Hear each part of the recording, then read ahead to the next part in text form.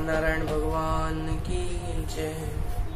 श्रोतागणों, पिछले कुछ सत्रों से हम श्रीमद् भागवत जी के महात्म्य, भक्ति, ज्ञान और वैराग्य के बारे में चर्चा कर रहे हैं। आज भी एक महत्वपूर्ण कथा है, लेकिन उस कथा से पूर्व एक महत्वपूर्ण सूचना है कि अभी तक हमारे जितने वीडियोस थे वो सक्सेस क्लास नाम के एक चैनल पर प्रसारित हो रहे थे, लेकिन अब से हमारे जितने वीडियोस हैं वो कृष्ण कथा नाम के चैनल पर प्रसारित होंगे। यदि आप हमारा कोई भी वीडियो मिस नहीं करना चाहते तो उस चैनल की लिंक जिसमें आप इस वीडियो को देख रहे हैं उसी के नीचे हमारा चैनल का नाम है, वहाँ पर सब्सक्राइब बटन है, तो वहाँ जाकर आप चैनल को सब्सक्राइब कर सकते हैं। इसके अलावा बेल आइकन को जरूर दबाएं जिससे हमारी सारी नोटिफिकेशन आपको मिलती है। धन्यवाद। जिस प्रकार पिछली कथा में श्री संकादिक के द्वारा उपदेश देने पर श्री भक्ति माता सारे भक्तजनों में हृदय में निवास करने लगी, यह देखकर श्रीमन नारायण बड़ी आनंद प्राप्त हुआ। वो अपने धाम वैकुंठ से साक्षात प्रकट हुए। श्री लक्ष्मी जी के साथ श्रीमन नारायण शेषनाग पर बैठे हुए भक्तों को दर्शन देने को आए। उनके सर पर एक सुंदर सा मुकुट है, आंखें बड़ी बड़ी सी, नयन विशाल हैं उनके, होठों पर लाली है, नाक पर नासाग्रे वरमौक्तिक नाम की एक मणि है, उनके वक्ष स्थल पर कौस्तुभ मणि है, उनके हाथों में अच्छे अच्छे कड़े हैं, पीताम्बर धारण किए हुए भगवान अपने भक्तों को दर्शन देने आते हैं। ये दर्शन दे रहे हैं, हर तरफ जय जयकार हो जाती है, जय जयकार होती है, सभी भक्तजन भगवान की स्तुति करते हैं। क्या स्तुति करते हैं, आइए हम भी उस स्तुति को करते हैं।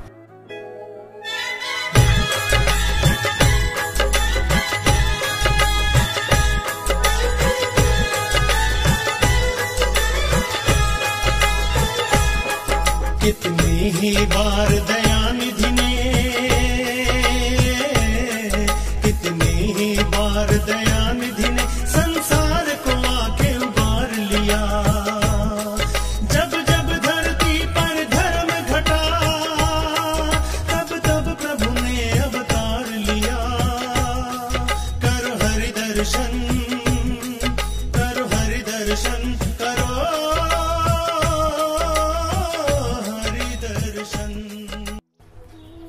प्रकार की स्तुति को सुनकर श्रीमान नारायण अति प्रसन्न होते हैं। अपने सभी भक्तों को, संकादिक ऋषियों को, नारद मुनि को आदि सभी लोगों को उनके मन चाहे आशीर्वाद देकर अपने लोक को प्रस्थान कर जाते हैं। यहाँ नारद जी कहते हैं संकादिक मुनि से कि महाराज ये कथा सुननी किसको चाहिए, सप्ताह श्रवण करना किसको चाहिए, किसे करना चाहिए। यहाँ संकादिक कहते हैं वैसे तो सब ये कथा सुन सकते हैं, सभी कोई कथा सुननी ही चाहिए, सप्ताह श्रवण हर कोई कर सकता है। लेकिन जिस व्यक्ति ने अपने पूरे जीवन में कोई पुण्य नहीं किया, दिन भर पाप ही करता रहा, पूरे जीवन में उसने पाप किया, माँ बाप की निंदा की, चोरी की, डकैती की, गलत काम किए, उसे ये कथा श्रवण कर ले तो भी उसको मोक्ष की प्राप्ति हो जाती है। जो ब्रह्म हत्या, सोने की चोरी और विश्वासघात, गुरु स्त्री गमन और मदिरापान, इस 5 महापापों को करता है, उसके बाद भी अगर वो सप्ताह श्रवण कर ले तो उससे मोक्ष की प्राप्ति जरूर होगी। जो छल से लोगों किसी कपट से उनका धन ले लेता है, उन्हें परेशान करता है, साधु संतों को तंग करता है, वो भी अगर सप्ताह श्रवण कर ले तो उसे भी मोक्ष प्राप्ति होगी, चाहे वो भूत प्रेत पिशाच आदि क्यों ना हो। संकादिक कहते हैं नारद जी, मैं आपको एक इतिहास सुनाता हूँ। यहाँ तुंगभद्रा नदी के किनारे एक सुंदर सा नगर बसा हुआ था। वहाँ पर एक ब्राह्मण रहते, उनका नाम था आत्म। वो बड़े धनवान थे, लेकिन अपने धन का कभी भी घमंड नहीं करते थे कि बाकी सब साधु संत तो भिक्षा मांगते हैं और मेरे पास तो धन है। धन का कभी घमंड नहीं करते थे, वो धनी होने के बाद भी भिक्षा जीवी थे, वो भिक्षा मांगते थे। तो यहाँ पे उनकी पत्नी थी, उसका नाम था धुंधुली। वैसे तो वो दिखने में बड़ी अच्छी थी, बड़ी कृपण थी, घर के काम काज में भी अच्छी थी, लेकिन उसकी आदत थी, वो बहुत बात करती थी। और जब तक वो दिन में 4 घरों में झगड़ा नहीं करवा देती थी तब तक उसका भोजन ही नहीं हजम होता। फिर भी यहाँ ब्राह्मण खुश रहते थे। क्यों खुश रहते थे? यहाँ भगवान से वो कहते कि अच्छा भगवान ऐसी पत्नी दी है इसलिए आप में लगाओ। अगर कोई अच्छी पत्नी दी होती, कोई सुंदर पत्नी, सुंदर तो है लेकिन अगर कोई अच्छी पत्नी दी होती जो झगड़ा ना करती तो उसमें लगा रहता। तो इस प्रकार ब्राह्मण भी खुश थे। अच्छी बात है, यहाँ पे सब कुछ अच्छा चल रहा था, ब्राह्मण अच्छे हैं, उनकी पत्नी भी ठीक ठाक है, उनका दाम्पत्य जीवन गुजर रहा। लेकिन यहाँ उनकी कोई संतान नहीं। इस बात से ब्राह्मण हमेशा दुखी रहते। यहाँ पर बहुत सारे दान दक्षिणा दी उन्होंने, ब्राह्मणों को धन आदि दान किया, बहुत सी पूजाएं कराई, गौदान किया, फिर भी यहाँ कुछ नहीं। यहाँ एक दिन ब्राह्मण एक गाय को लेकर आते हैं। सोचते हैं कि कोई बात नहीं, मेरी पत्नी से बच्चा नहीं उत्पन्न होगा तो गाय को ले आता, गाय से जो बछड़ा होगा उसी को पाल पोस लूंगा, उसी से मैं संतुष्ट हो जाऊंगा। यहाँ भगवान की लीला देखी महाराज की, यहाँ गाय भी बाँझ निकली। ब्राह्मण और दुखी, उसने एक पेड़ लगाया, लगा कि से फल होंगे, उनके बीजों से और पेड़ लगाऊंगा, तो यहाँ पेड़ बढ़ा ही नहीं। यहाँ बहुत दुखी होते। एक दिन दुखी होकर वन में चले जाते हैं। वन में उन्हें प्यास लगती है तो नदी किनारे जाते हैं। नदी के किनारे बड़े दुखी हैं। अब उन्हें लग रहा है कि अब मुझे आत्महत्या कर लेनी चाहिए। यहाँ पे नदी में कूदने ही जा रहे हैं कि एक वहां से साधु आते हैं और उनको हाथ पकड़ लेते हैं। यहाँ कहते हैं, अरे क्या कर रहे हो? ये मानव जीवन 84 लाख योनियों में भ्रमण करने के बाद मिलता, इसे यूं ही मत गवा। बाकी जन्मों में मनुष्य अपने कर्मों के फल भोगने को आता है, लेकिन मानव जन्म ही ऐसा है जिसमें आप अपने कर्मों का सुधार कर सकते हैं, अपनी गति को सुधार सकते हैं।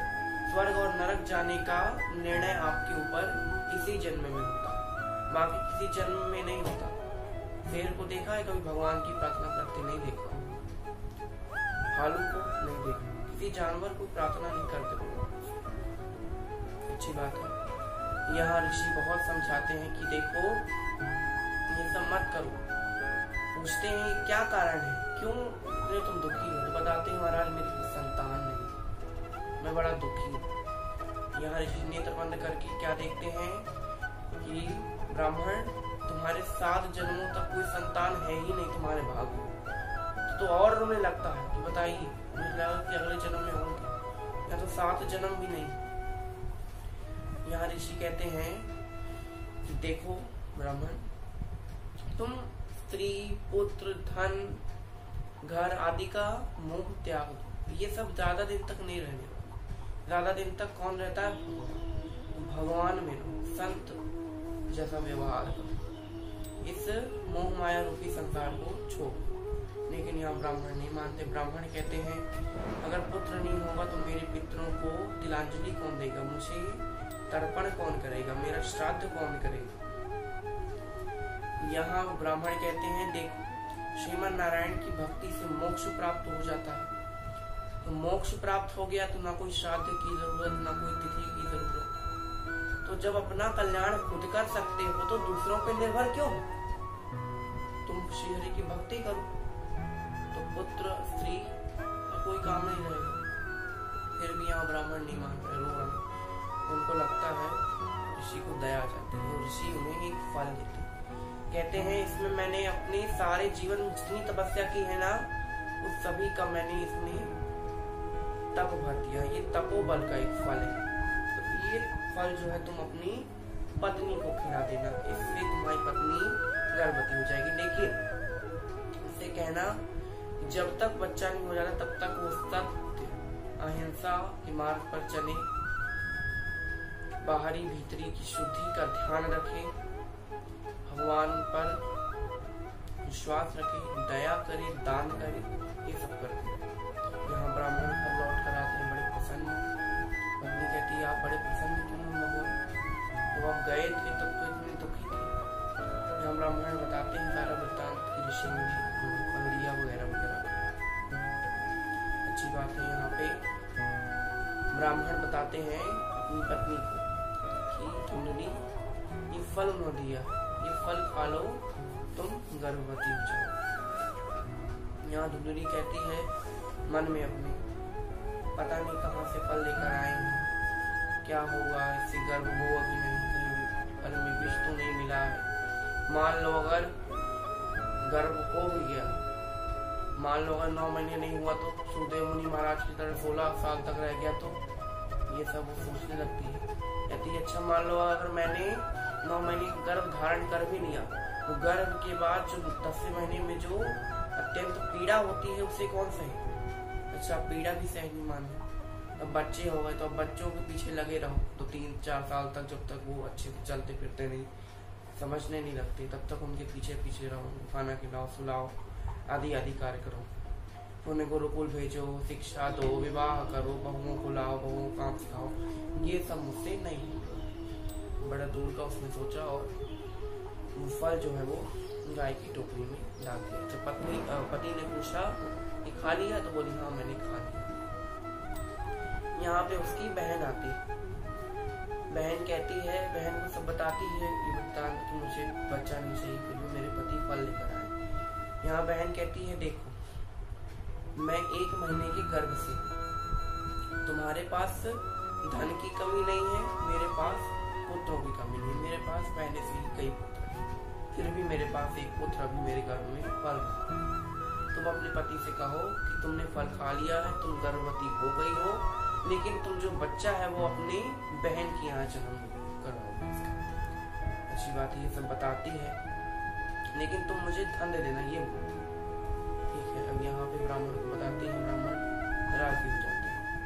अब यहाँ जो पहले के जमाने में जो मायके ससुराल हुआ करते थे, बहन भाई के घर वो दूर दूर होते थे, अब कोई फोन वीडियो कॉल वगैरह ये सब नहीं होता था, तो आप बात नहीं कर सकते, देख नहीं सकते क्या गर्भवती है क्या, तो ये सब नहीं होता। 9 महीने बाद उसकी बहन ने एक बच्चे को जन्म दिया, बहन उस बच्चे को लाकर धुंधली को दे देती है। यहाँ वो धुंधली बहुत सारा धन दे देती है। यहाँ जब ब्राह्मण पता चलता है कि पुत्र हुआ तो बड़ा उत्सव मन रहा है, यहाँ तो पुष्प वर्षा हो रही है, ऊपर से देवता पुष्प वर्षा कर रहे हैं, इतनी अच्छे अच्छे शगुन हो रहे हैं, वाद्य यंत्र बज रहे हैं, संगीत हो रहा है। अच्छी बात है। यहाँ पे बच्चा थोड़ा बड़ा होता है, 3 महीने। यहाँ 3 महीने बाद गाय जो फल खा ली थी ना, उससे एक बच्चा होता, बड़ा विचित्र बच्चा होता, उसको देख के सभी आश्चर्यजनक लगते। गाय एक मनुष्य आकार के बच्चे को जन्म देती है, जिसके कान जो है वो गाय जैसे। यहाँ ब्राह्मण भी उसका जातकर्म आदि संस्कार करते हैं। धुंधकारी क्यों पड़ा नाम, क्योंकि धुंधली नाम की मैया थी तो धुंधकारी नाम पड़ गया था पहले जो बच्चा हो। यहाँ दोनों का जातकर्म आदि संस्कार करते हैं और गाय के कान होने के कारण उनका नाम गौकर्ण रख देते हैं। अब यहाँ पे दोनों बच्चे बड़े हुए, जवान हुए। यहाँ गोकर्ण जी बड़े अच्छे हैं, सत्य अहिंसा के मार्ग पर चल रहे हैं, माता पिता की आज्ञा मान रहे हैं, प्रभु भक्ति में लीन है।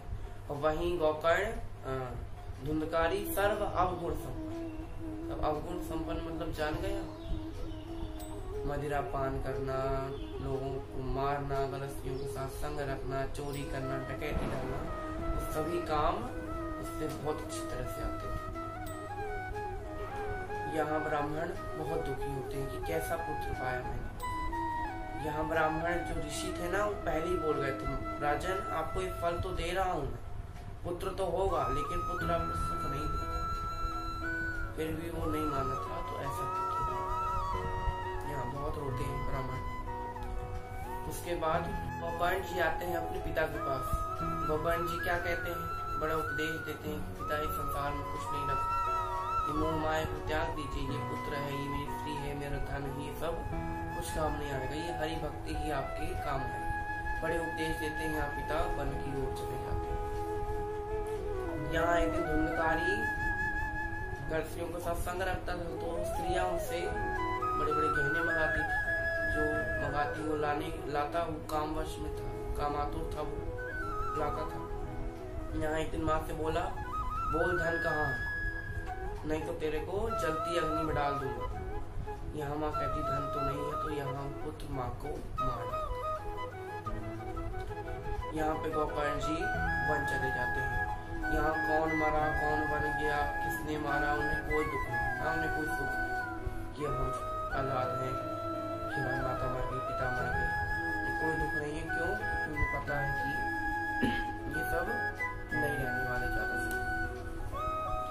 यहाँ धुनकारी अब तो और आजाद हो गया, अब तो और स्त्रियों घर में लाने लगा। अभी तक तो उनके घर जाता था, तो अपने घर लाने लगा। यहाँ स्त्रियां एक दिन गहनों की मांग करती, कहती हमारे लिए सोने गहने।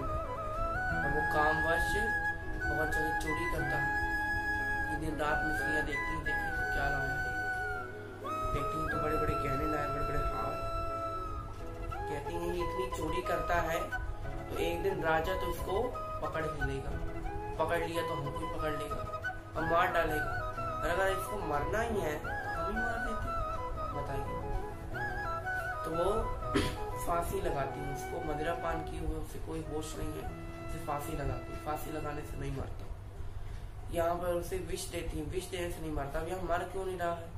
कोई भक्ति तो है नहीं उसके अंदर कि भगवान उसकी रक्षा कर रहे हैं प्रहलाद जी जैसे। क्यों नहीं मर रहा? कि जब बहुत पाप किए होना तो मृत्यु इतनी आसानी से नहीं, बहुत पीड़ा होती। यहाँ वो स्त्रियां उसके मुंह में जलते हुए अंगारे डालते, सोचिए इतनी पीड़ा। ये पीड़ा सहते सहते हुए उसकी मृत्यु हो जाती है। यहाँ मृत्यु हो गई तो उसने कोई पुण्य कर्म तो किए नहीं कि वो स्वर्ग जाए, तो वो यहाँ वहां विचरण कर रहा है। जब किसी की ऐसी मृत्यु होती है अकाल, तो वो यहाँ वहां पृथ्वी पर विचरण करता है, पिशाच रूप में विचरण करता है। तो वो भी विचरण कर रहा है। यहाँ स्त्रियों से कुछ लोग पूछते हैं कि भाई तुम्हारे पति कहाँ है? स्त्रियां कहती हैं अरे वो धन कमाने के लिए दूर देश है। यहाँ रात को सभी स्त्रियां उसका सारा धन वगैरह लेके चंपत हो जाती बनी जाती है। यहाँ गोकर्ण जी को पता चलता है कि भाई की मृत्यु हो गई, तो वो श्राद्ध आदि करते हैं। में जाकर श्राद्ध करते हैं, द्वार में जाकर श्राद्ध करते हैं। जहाँ जहाँ तीर्थ करते वहाँ गोकर्ण जी श्राद्ध करते हैं। यहाँ श्राद्ध करते करते अपने ही नगर में आते हैं। रात को समय है, रात को सोच रहे हैं कि अब अपने घर जाए। घर में जाते हैं, बैठे हुए एक अलग सा एक तेज पुंज प्रकट होता है। तो तेज पुंज कभी भैंसे का रूप धर रहा है, कभी कुत्ते का, कभी इंद्र का, कभी अग्नि का। अंत में वो एक मनुष्य रूप धर के आता है। यहाँ गोकर्ण जी कहते हैं आप कोई साधारण प्राणी तो नहीं लगते, बताइए आप कौन? वो कुछ बोल नहीं रहा, केवल रो रहा। बताता है कि मेरे पास इतनी शक्ति नहीं कि मैं बोल पाऊँ। यहाँ गोकर्ण जी हाथ में पानी लेते हैं और उस पर छिड़कते हैं, उसे कुछ पापों का शमन होता है कि वो बोल। यहाँ वो बोलता है कि मैं तुम्हारा भाई धुंधकारी। यहाँ गोकर्ण जी कहते हैं अरे मैंने तो तुम्हारा श्राद्ध किया गया आदि में, फिर भी तुम्हें एक प्रेत योनि क्यों प्राप्त हुई? बताया उसने कि चाहे तुम मेरा लाखों गया में श्राद्ध कर दो, लेकिन फिर भी मुझे मुक्ति नहीं मिली। उन्हें क्यों कहते मैंने इतने पाप किए। बहुत होता है, बहुत। यहाँ बोलता है कि कुछ कर, मुझे ये मुक्ति दिला। गोकर्ण जी सोचते हैं कि जब लाखों गया श्राद्ध से भी इसकी मुक्ति नहीं हुई तो क्या मालूम। बहुत सोचते हैं, रात भर सोचते रहते हैं। दिन होता है तो लोग समाचार मिलता है भाई गोकर्ण जी आए हैं, तो उनको मिलने के लिए लोग आते हैं। यहाँ लोगों से पूछते हैं कि भाई ऐसा कोई उपाय बताइए ऋषि मुनियों से जिससे लाखों गया श्राद्ध से भी जिसको मुक्ति नहीं मिलेगी। मुक्ति का कोई मार्ग है क्या? कोई ऋषि नहीं बता पाते। एक ऋषि बताते हैं सूर्य नारायण भगवान से पूछे, सूर्य नारायण भगवान जरूर बताएंगे। यहाँ सूर्य नारायण भगवान को गोकर्ण जी उनकी प्रार्थना करते हैं, वो प्रसन्न करते हैं और उनको से पूछते हैं कि भगवान ऐसा कोई मार्ग बताइए जिससे मेरे भाई का उद्धार हो। उन्होंने बताया केवल एक ही मार्ग है, श्रीमद् भागवत सप्ताह पारण, है ना। श्रीमद् भागवत सप्ताह पारण करने से बड़े बड़े राक्षसों को भी मुक्ति हो जाती है। तो ये तो पिशाच है। यहाँ पर प्रेत है, पिशाच प्रेत है। यहाँ पर गोकर्ण जी श्रीमद् भागवत सप्ताह पारण का आयोजन करते हैं। यहाँ पे अब जगह जगह से लोगों को बुलाते हैं। अब महाराज पहले के जमाने में कोई कार्ड वगैरह जो चलते नहीं थे, कार्ड नहीं चलते थे, फोन नहीं चलते थे। क्या फोन कर दिया तो बता दिया कि अरे इस दिन कथा है, यहाँ क्या करते, गोकर्ण जी अपने मित्रों से बताते, वो मित्र और अपने रिश्तेदारों से बताते, वो रिश्तेदार अपने रिश्तेदारों से बताते। इस तरह सब जगह ढिंडोरा पिट गया। यहाँ गोकर्ण जी कथा करने बैठते हैं, वही व्यास बनते हैं। गोकर्ण जी व्यास बनते हैं, किसी एक ब्राह्मण को मुख्य श्रोता बनाकर ये कथा करने बैठे। यहाँ जो धुंधकारी है और वो प्रेत है, तो यहाँ वहां तो घूम नहीं सकता, लोग डर जाएंगे। तो एक बांस में 7 गांठें, उस बांस में जाकर वो बैठ जाता है। यहाँ कथा होती है। कथा जब शाम को समाप्त होती है तो अचानक से तड़ तड़ तड़ तड़ करते हुए एक बांस की एक गांठ जो है वो हट जाती है। यहाँ दूसरे दिन दूसरी गांठ, तीसरे दिन तीसरी, चौथे दिन चौथी, पांचवें दिन पांचवी, छठे दिन छठवीं, सातवीं गांठ हट जाती है। 12वें क्रम सुनने के बाद जो धुंधकारी जो प्रेत योनि में था वो देव रूप में प्रकट होता। हाथ में अक्षमाला है, गले में तुलसी की माला है। अच्छा महाराज, तुलसी की माला का बड़ा महत्व। अंत समय में अगर तुलसी की माला पहनी हो किसी ने तो नर्क तो नहीं मिलेगा, ये गारंटी है। बाकी आप कोई भी लोग चाहिए, नर्क तो नहीं मिलेगा। आप भले ही ऊपर के लोगों में जाइए या नीचे के लोगों में जाए, लेकिन नर्क आपको प्राप्त नहीं होगा, ये मेरी गारंटी। तुलसी की माला पहनने से अंत समय। यहाँ तुलसी की माला पहने हुए बड़े सुंदर सपुरुष है, मुकुट धारण किए हुए हैं। यहाँ गोकर्ण से सब कुछ कहते हैं, बड़ी प्रशंसा करते हैं, कहते हैं अच्छा है, सब कोई तुम्हारे जैसा भाई दे, मुझे तुमने मुक्ति प्रदान की। श्रीमद् भागवत की बड़ी प्रशंसा करते हैं। यहाँ प्रशंसा कर रहे हैं, तभी भगवान के पार्षद आते हैं और धुंधकारी को लेकर चले जाते हैं। यहाँ चले जा रहे हैं, यहाँ गोकर्ण जी पूछते हैं रुकिए हरिदास, पार्षदों रुकिए। बोलते हैं बताइए गोकर्ण जी। कहते हैं यहाँ कथा तो सभी ने सुनी, तो सिर्फ धुंधकारी को क्यों ले जा रहे हैं? बोले देखिए यहाँ श्रवण में भेद नहीं है, लेकिन श्रवण में भेद है। कैसे? कथा तो सबने सुनी, लेकिन उसका मनन किसने कितना किया? इस प्रेत ने 7 दिन निराहार रहकर बिना भोजन किए, बिना जल ग्रहण किए, एक रात्रि, एक 7 दिन में उसने श्रीमद् भागवत को सुना। ये वो सुना नहीं, उसका मनन किया, उसका चिंतन किया। उसे पता चला कि अरे मुझे ये करना चाहिए था, मैंने ये क्या कर दिया, मैंने गलत काम किए, मुझे अच्छे काम करने थे। बड़े प्रायश्चित भी करता है। जैसे मैंने बताया कि केवल सुनने से कल्याण नहीं होना, जब तक आप उस चीज को अपने जीवन में नहीं अपनाएंगे, जब तक मनन नहीं करेंगे, तब तक कल्याण नहीं। यहाँ हरिदास पार्षद भी यही बताते हैं और बताते हैं कि अगर गोकर्ण जी दोबारा ये कथा हो, दोबारा लोग अच्छे से इस कथा को सुने तो उनका उद्धार अवश्य। यहाँ दोबारा कथा होती है श्रावण के महीने में, सब लोग दोबारा इस कथा को सुनते हैं, दोबारा इस कथा को सुनते हैं, मनन करते हैं, चिंतन करते हैं। यहाँ भगवान का लाखों विमान आते हैं सभी को लेने। बताइए, श्रीमन्नारायण भगवान की जय। यहाँ साक्षात भगवान प्रकट होते हैं, साक्षात भगवान प्रकट होते हैं, गोकर्ण जी को आशीर्वाद देते हैं और उन्हें अपने गोलोक को लेकर जाते हैं। उनके साथ जो उस नगर में जो चांडाल थे, कुत्ते थे, जितने जानवर थे, उनको भी गोलोक ले जाते हैं। जैसे महाराज जब राम जन्म में जब सब लोग गए थे भगवान के साथ साकेत धाम चले गए थे, उस तरह यहाँ कृष्ण भगवान अपने गोलोक धाम ले जाते हैं। बताइए, गोलोक धाम ऋषि मुनि देवता को भी प्राप्त नहीं है, देवता भी वहां नहीं जा सकते। ऋषि मुनि बड़े बड़े सिद्ध संत नहीं जा सकते, सप्तऋषि नहीं जा सकते। तो वहां वो लोग एक सहज मार्ग से गए, बिना कोई तपस्या नहीं की उन्होंने, ना कोई बड़ा व्रत रखा, ना कोई बड़ा उपवास किया, केवल श्रीमद् भागवत के सुनने से ही ऐसा कल्याण हो। तो जैसे कि हम बता रहे, ये श्रीमद् भागवत बड़ी कल्याणकारी है। अभी तक हम महात्म्य जान रहे थे, आज से महात्म्य खत्म हुआ, कल से जो मुख्य कथाएं हैं वो प्रारंभ होंगी।